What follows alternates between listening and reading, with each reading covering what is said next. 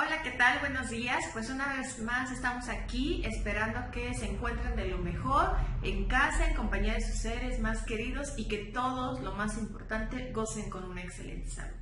Bueno, el día de hoy vamos a empezar a trabajar con lo que es el uso de signos ortográficos. En específico, vamos a iniciar con tipos de comillas. Recuerden que los signos son bien importantes porque esto es lo que le va a dar coherencia a mi texto. Va a permitir que al momento de la lectura sea el tono pausado que debería de llevar o incluso la entonación en la que quiero dar a entender, en este caso, mi texto. ¿Ok?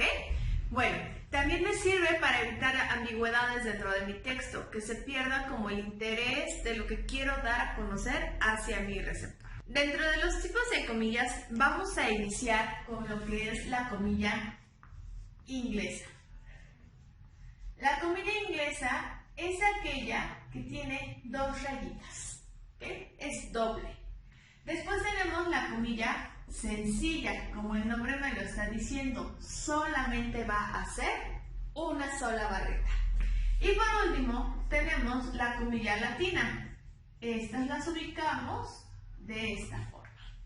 Las comillas principalmente se utilizan porque me van a destacar una cita textual. Recordemos que una cita textual es cuando extraigo un pequeño fragmento de mi texto y lo voy a escribir como el nombre me lo está diciendo, por eso se llama textual, textualmente como viene en este caso en el libro, ¿ok? Entonces, si fuera en cuestión al libro, pero si yo quiero hablar y decir, ay, es que fulanito dijo que...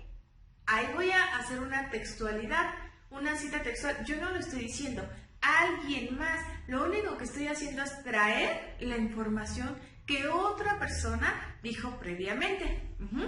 Por ejemplo, nos puede decir, el novio dijo, sí acepto. Aquí estoy haciendo énfasis en el sí acepto. Por eso, aquí no estoy diciendo yo, sino el novio fue el que dijo que sí acepta. ¿Ok? De este modo vamos a utilizar mis comillas. Cuando hago una cita textual referenciada a alguien que no soy yo. O cuando extraigo un pequeño fragmento de un texto y repito, es cuando estoy escribiéndolo o transcribiéndolo de manera textual. Esto lo pudimos observar ahora que vimos fichas de trabajo. Dentro de las fichas de trabajo vimos citas textuales y yo les dije que una característica importante de las citas textuales es que siempre iba entre comillas, precisamente por este uso principal. La segunda forma en que las puedo utilizar es para citar el título de un libro, de una obra, un reportaje, etc. Por ejemplo, si digo, yo leí, pongo comillas, 100 años de soledad. Aquí fíjense la diferencia. En mi primer ejemplo es alguien que no soy yo quien está haciendo la acción. En mi segundo ejemplo soy yo quien está haciendo la acción, pero estoy citando, en este caso, un título. El título de un libro. Y después de aquí, bueno, yo leí 100 años de soledad y me pareció interesante porque bla, bla, bla, bla. Estoy dando ya mi punto de vista, pero principalmente, en este caso, el título del libro, tuve que ponerlo entre comillas. ¿Ok? Perfecto. El siguiente subtema que vamos a trabajar es el punto.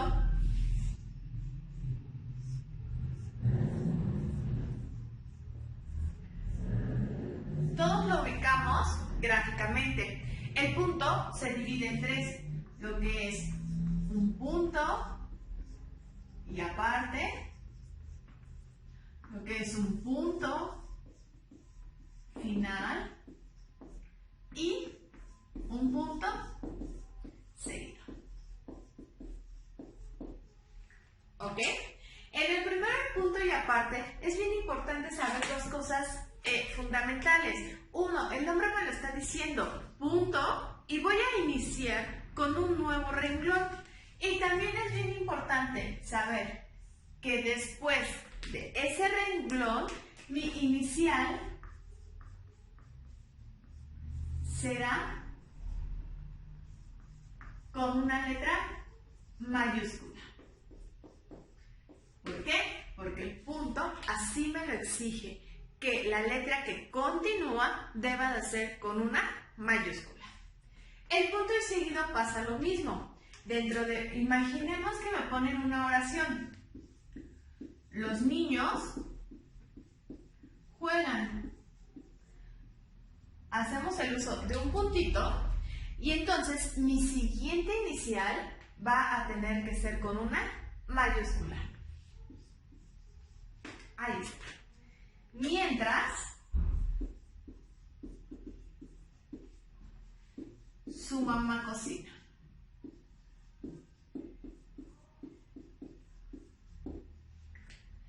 Aquí, bueno, aquí lo que estamos haciendo es indicando que tengo un punto y seguido y que la siguiente letra debe de ser una letra mayúscula. ¿Ok? Es bien importante estos dos puntos, tanto en el punto y aparte y en el punto y seguido. Y bueno, el punto final no hay tanto problema porque el nombre me lo está diciendo. Voy a terminar con la redacción de mi texto y listo. Ya no hay una continuación de este texto. ¿Ok? Entonces, iniciamos con el uso del punto. Tenemos tres puntos importantes, que es punto y aparte, punto final y punto y seguido. Espero no tengamos ninguna duda hasta este punto. El siguiente punto que vamos a tocar es el uso de los dos puntos. Los dos puntos los utilizo cuando quiero enfatizar en la siguiente parte de mi texto, ¿ok? Aquí nada más son algunos ejemplos de cuándo los podemos utilizar. Son los tres ejemplos principales. La primera es el uso de una cita textual. Fíjense cómo nuevamente me está hablando de citas textuales. Aquí, por ejemplo, dice, ya lo dijo Descartes, pienso, luego existo. Y noten dos cosas bien importantes. Lo que ya vimos anteriormente, el uso de mis comillas, porque estoy hablando de una textualidad de alguien, no lo estoy diciendo yo, lo está diciendo alguien más. Ahora, ya lo dijo Descartes, aquí es donde yo debo de colocar mis dos puntos. Ya lo dijo Descartes, dos puntitos, pienso, luego existo. Y bien importante, las comillas. En este caso estoy utilizando unas comillas inglesas. ¿Bien? Segunda utilización importante, cuando inician una numeración. Por ejemplo, necesitamos lápiz, goma y cuaderno. ¿Dónde creen que irían los puntitos? Efectivamente, los puntos serían necesitamos dos puntitos, porque aquí es donde voy a iniciar la numeración de mis sustantivos. ¿Ok? Y por último, también voy a ocupar dos puntos cuando hago saludos de carta, a quien corresponda. Dos puntos e inicio con todo el texto y el cuerpo de mi carta. ¿Ok? Bueno, hasta aquí es el uso de los dos puntos, son sus tres usos principales y hay que estar trabajándolos, por favor. A continuación, vamos a trabajar con lo que es los puntos suspensivos. Es bien importante saber que los puntos suspensivos solamente son tres. Muchas personas dejan como 4, 5, 6 puntitos. Eso no quiere decir que hay más suspenso o no. Solamente deberían de ser 3. El primer uso es cuando se deja un enunciado incompleto. Quiere decir que todavía puedo continuar trabajando con este enunciado. Y en la noche se oyó un grito. ¿Qué pasó después? No lo sabemos. Está incompleto. Entonces aquí es donde hago el uso de mis 3 puntitos. Segundo ejemplo. Entonces se escuchó un balazo. Nuevamente no sabemos qué pasó después. Nuevamente hacemos el uso de mis 3 puntitos. Porque mis oraciones o mis enunciados me los están dejando incompletos. Quiere decir que después de esa acción pudo haber sucedido algo más, pero no me lo están diciendo, ¿ok? La segunda es cuando nos indican que una numeración podría continuar. Ejemplo, en el mercado podemos encontrar frutas, verduras, carne, leche. ¿Qué le falta a este pequeño fragmento? Efectivamente, número 1, sus 2 puntos. ¿Por qué? Porque estoy iniciando una secuencia.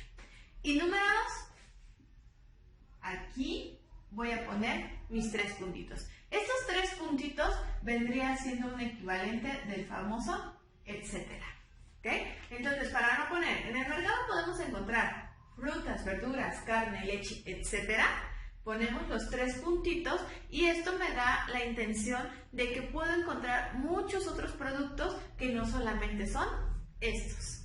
Y como último ejemplo de los puntos suspensivos, los vamos a utilizar dentro de paréntesis, 3 puntitos nuevamente, como ya les había mencionado, o en un corchete. De estas 2 formas las puedo encontrar, ¿ok?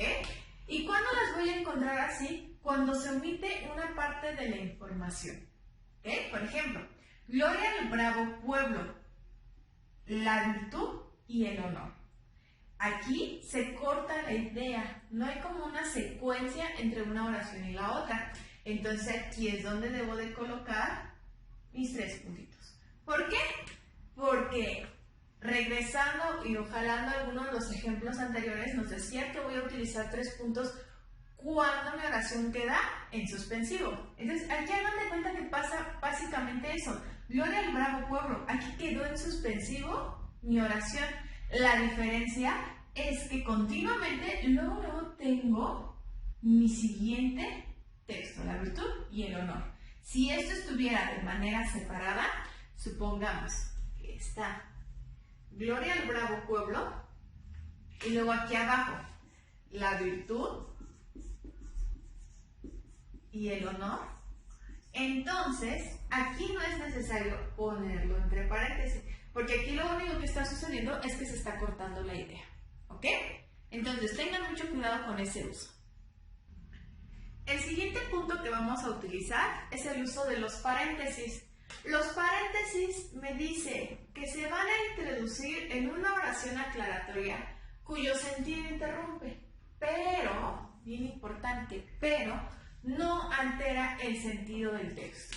Quiere decir que voy a introducir estos paréntesis para aclarar algo sin que mi texto pierda la coherencia o se desfigure hacia otra área. Es bien importante que el sentido del texto jamás se va a alterar. 3 principales usos. 1. Los vamos a ocupar para hacer una aclaración. Por ejemplo, combatir la contaminación, un problema de sociedad. Esto es una aclaración, por eso lo estoy colocando entre paréntesis. 2. Lo voy a utilizar para añadir un dato concreto. La penicilina fue descubierta en 1929. Entonces, este dato concreto es lo que estoy colocando entre paréntesis para hacer la aclaración. Bueno, si me dicen que fue descubierta en 1929, no afecta en absoluto la continuación de mi texto, ¿ok? Probablemente aquí quería decir la penicilina es un medicamento que se utiliza para... Y entonces lo único que están haciendo aquí es la aclaración de cuándo fue descubierta, en este caso, la penicilina. Y tercer ejemplo, acotaciones de obras de teatro. En las acotaciones de obras de teatro, por ejemplo, nos dice el rey, bien importante, mis 2 puntos, y luego dice, con gesto preocupado. Aquí una acotación son acciones que van a realizar mis personajes, pero sin que se vean o se lean dentro de mi texto o mi guión teatral. Entonces aquí lo único que tiene que hacer el rey es realmente hacer un gesto preocupado. Repito, no se tiene que leer dentro de mi guión, sino es una acción que en este caso mi personaje, que es el rey, va a realizar. ¿Ok? Bueno, este es el uso del paréntesis y son sus 3 principales funciones. Espero les haya quedado claro. Bien, para finalizar este tema, vamos a terminar con lo que es el guión largo. El guión largo, de misma manera, voy a utilizar 3 ejemplos principales. Uno, me va a servir para intercalar los comentarios. Por ejemplo, deberíamos hablar con él. Y aquí realizo la colocación de mis guiones. Pregunto, Juan. ¿Okay? Aquí es bien importante, en donde estoy haciendo la aclaración de cuándo está hablando un personaje y cuándo está hablando otro. La segunda función importante es para realizar listas. Por ejemplo, listas de invitados. Y aquí vamos a retomar los ejercicios anteriores. Lista de invitados es una lista bien importante. Por lo tanto, después de invitados, recuerden que debe de llevar 2 puntos. Y bueno, mi primer invitado, Mauricio, Luisa, Alejandra, etc. Entonces, mi guión largo lo voy a utilizar como para señalar cada uno de mis invitados. Y para finalizar, es señalar las intervenciones de un personaje en una obra o un guión teatral. La mujer vio a un detective escondido y le dijo, recuerden, ¿qué le dijo? 2 puntos. ¿Por qué? Porque estoy realizando una cita textual que no es mía, sino de alguien más. ¿Qué le dijo? ¿Por qué me persigue?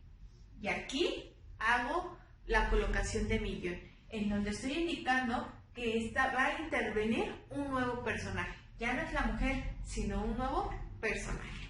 ¿Okay? Bueno, pues hasta aquí terminamos con este tema del uso de los signos de puntuación. Espero que le hayan entendido y si tienen dudas recuerden que me las pueden enviar hasta el día de mañana a las 6 de la tarde. Cuídense mucho y estamos en contacto.